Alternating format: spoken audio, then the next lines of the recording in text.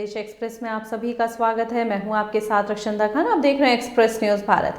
आज बुलेटिन की शुरुआत करते हैं उत्तर प्रदेश के अमरोहा से, जहां पर बताया गया कि मानव तस्करी का मामला सामने आया है।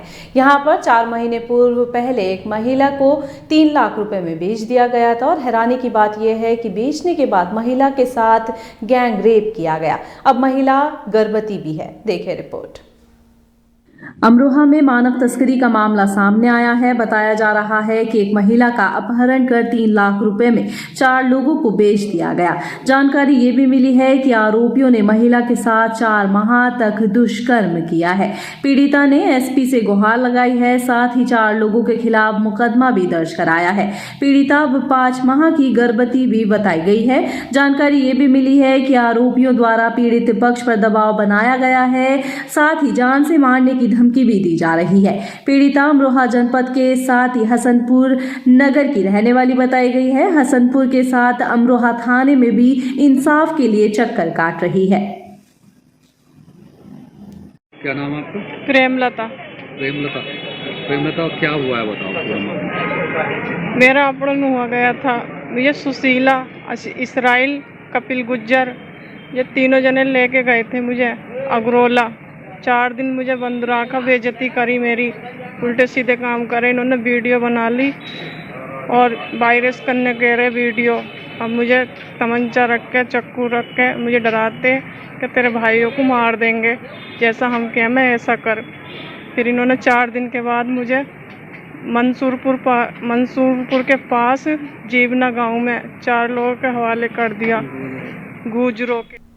तो वहीं अमरोहा के सुबोध नगर कॉलोनी निवासी विनीत सैनी ग्लेशियर फटने के बाद से, जो कि उत्तराखंड में फटा था, और 4 दिन बीत जाने के बाद भी अभी तक लापता बताए गए हैं।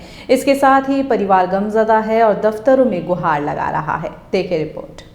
बता दें कि उत्तर प्रदेश के अमरोहा जनपद के थाना अमरोहा देहात इलाके के सुबोध नगर कॉलोनी का रहने वाला विनीत सैनी नाम का 28 वर्षीय युवक उत्तराखंड चमोली जनपद में ग्लेशियर फटने की वजह से 4 दिन से लापता है। जहां परिवार में गमजदा है, तो वहीं उनका कहना है कि वो हाइड्रो पावर प्लांट ओम मेटल इंफ्रा फैक्टर कंपनी में काम करता था, जिसके परिवार वालों ने बताया कि ग्लेशियर फटने के बाद से 4 दिन से वो लापता है।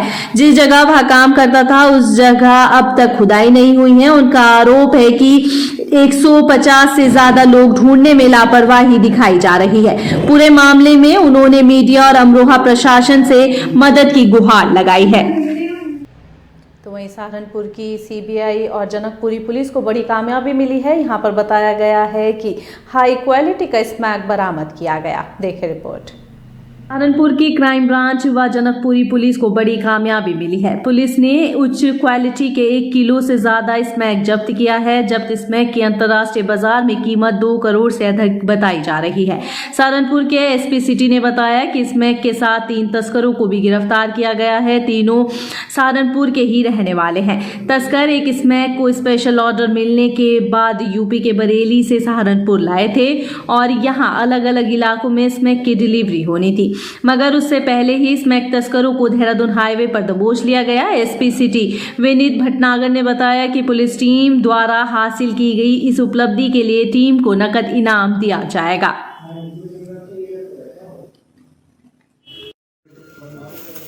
सर, कुछ नशा तस्कर पकड़े गए जनकपुर द्वारा, क्या पूरा मामला? देखिए, ये जनपद सहारनपुर पुलिस की जो अभिसूचना विंग है, क्राइम ब्रांच, और थाना जनकपुरी, इन दोनों के मिले जुले प्रयासों से एक संयुक्त टीम से 3 स्मैक के तस्कर पकड़े गए हैं और उनसे काफ़ी अच्छी बरामदगी जो की गई है।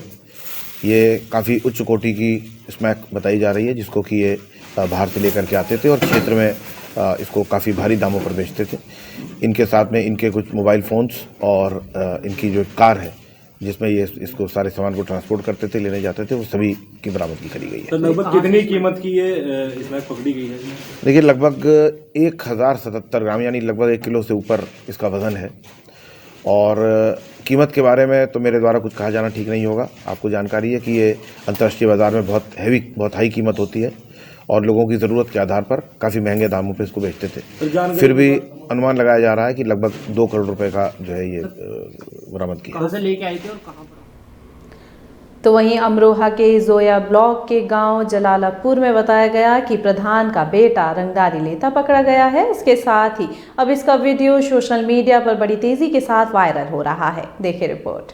अमरोहा के जोया ब्लॉक के गांव जलालपुर धान की है, जहां प्रधानमंत्री आवास योजना दिलाने के नाम पर अवैध वसूली प्रधान पुत्र पैसा लेते हुए वीडियो वायरल हुआ है।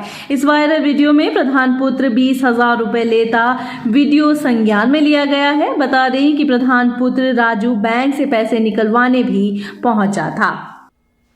तो वहीं अमरोहा में पुलिस द्वारा चोरी चारा कांड में शहीद हुए शहीदों को श्रद्धांजलि दी गई। देखें रिपोर्ट। बता दें कि चोरी चारा कांड 4 फरवरी 1922 को ब्रिटिश भारत में संयुक्त राज्य के गोरखपुर जिले के चोरी चारा में हुआ था, जब असहयोग आंदोलन में भाग लेने वाले प्रदर्शनकारियों का एक बड़ा समूह पुलिस के साथ भिड़ गया था। जवाबी कार्यवाही में प्रदर्शनकारियों ने हमला किया और एक पुलिस स्टेशन पर आग लगा दी, जिससे उनके सभी कब्जेधारी मारे गए। इस घटना के कारण 3 नागरिकों और 23 पुलिसकर्मियों की मौत हुई थी। महात्मा गांधी, जो हिंसा के सख्त खिलाफ थे, उनके द्वारा इस घटना के प्रत्यक्ष परिणाम के रूप में 12 फरवरी 1922 को राष्ट्रीय स्तर पर असहयोग आंदोलन को रोक दिया गया था। चोरी चारा कांड के अभियुक्तों का मुकदमा पंडित मदन मोहन मालवीय ने लड़ा और उन्हें बचा लेकर चले गए। आपको जानकारी दें तो उनकी एक बड़ी सफलता भी मिली थी। प्रभारी निरीक्षक रामप्रसाद शर्मा ने बताया कि इसी उपलक्ष्य में आज तिगरी गंगा धाम पर पुलिस क्षेत्र अधिकारी धनोरा सत्येंद्र सिंह के नेतृत्व में सभी पुलिसकर्मियों और अधिकारियों ने शहीद दिवस मनाकर शहीदों को श्रद्धांजलि।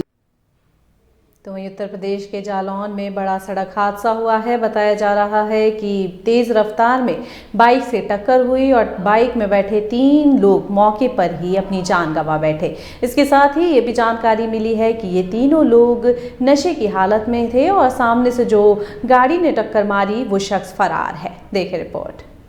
जालौन में बीती रात सड़क हादसे में बाइक सवार 3 व्यक्तियों की मौत हो गई। जानकारी के अनुसार कोतवाली क्षेत्र के ग्राम उमरी निवासी प्रदीप पुत्र गंगा प्रसाद अहिरवार की पुत्री ज्योति की सोमवार को उरई के मंगलम में शादी थी, जिसमें शादी होने के लिए गांव के मुन्नालाल पुत्र मंगलम अहिरवार 65 वर्षीय, साथ ही तेज सिंह पुत्र रक्सकी अहिरवार 84 वर्षीय, साथ ही धन सिंह पुत्र बल्कि राम अहिरवार 36 वर्षीय गांव के ही जयप्रकाश पटेल की गाड़ी लेकर शादी में शामिल होने गए थे और रात करीब 9 बजे उक्त तीनों वापस गांव लौट रहे थे। तभी कोच उरई मुख्य मार्ग पर ग्राम पनियारा के पास कोच की ओर से आ रही अज्ञात वाहन ने बाइक के आमने सामने जोरों से टक्कर हो गई, जिसके चलते बाइक में उक्त तीनों व्यक्ति सड़क पर गिर गए, गंभीर रूप से घायल हो गए। अज्ञात वाहन चालक मौके से फरार हो गया।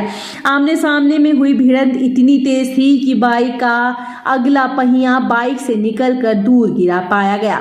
इसके साथ ही कुछ देर बाद शादी समारोह से वापस लौट रहे गांव के सुमित कुमार ने उक्त हादसा देखा और 108 पर सूचना देकर मौके पर एम्बुलेंस बुलाई, जहां तीनों को अस्पताल ले जाया गया और अस्पताल में इन तीनों को मृत घोषित कर दिया गया है। जिला अस्पताल पुलिस ने तीनों शवों को पंचनामा भरकर पोस्टमार्टम के लिए भेज दिया।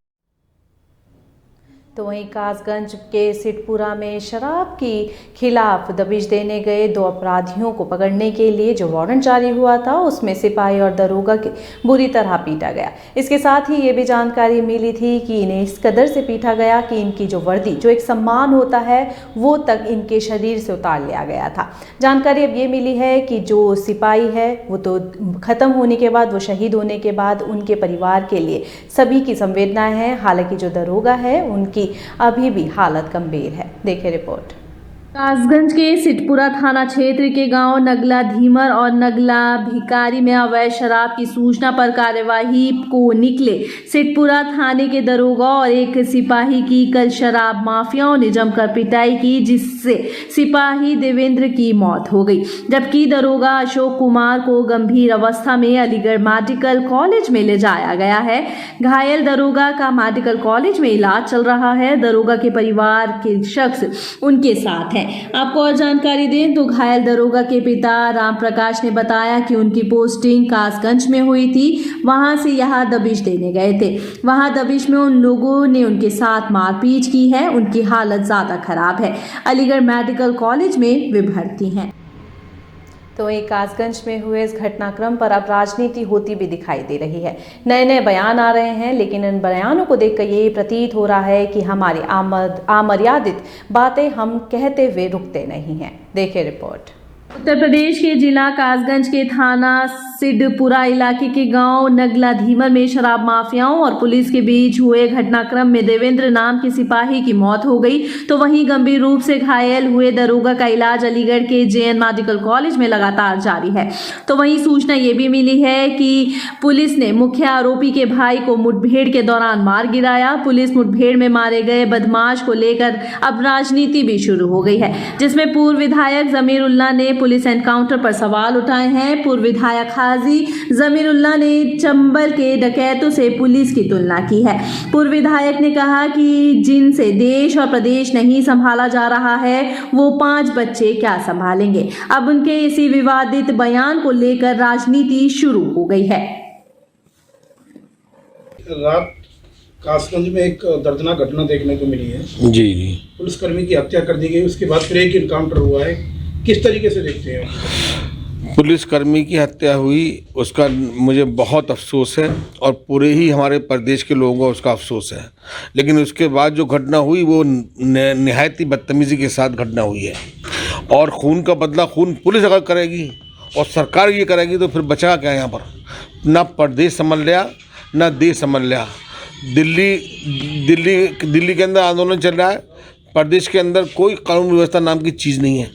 तो हमारा तो ये कहना ये है कि योगी जी को फ़ौरन इस्तीफ़ा देकर सीधे मठ में चले जाना चाहिए, अपना मठ चलाएं। उनकी बस की बात नहीं है कि वो सरकार चलाएं। तो क्या जो हत्या के बदले हत्या, ये तो बिल्कुल चंबल राज हो गया। तो वहीं फर्रुखाबाद में दबंगों के हौसले इतने बुलंद है कि दिन दहाड़े किसी को भी मौत के घाट उतार दिया जाता है।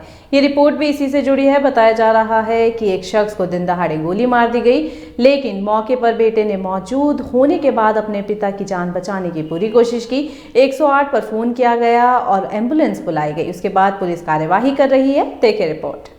फर्रुखाबाद के थाना नवाबगंज क्षेत्र में फर्रुखाबाद मार्ग पर गांव हुसैनपुर जाने वाले मार्ग पर अपनी दुकान पर बैठे जयवीर को हमलावर खेत में मारते पीटते ले गए। दुकान के पीछे खेत में गोली की आवाज सुनकर घायल जयवीर का पुत्र आलेंद्र सिंह और राम बाबू दौड़कर मौके पर पहुंचे। वहीं जयवीर को सरसों के खेत में बेहोशी की हालत में लहूलुहान पाया गया।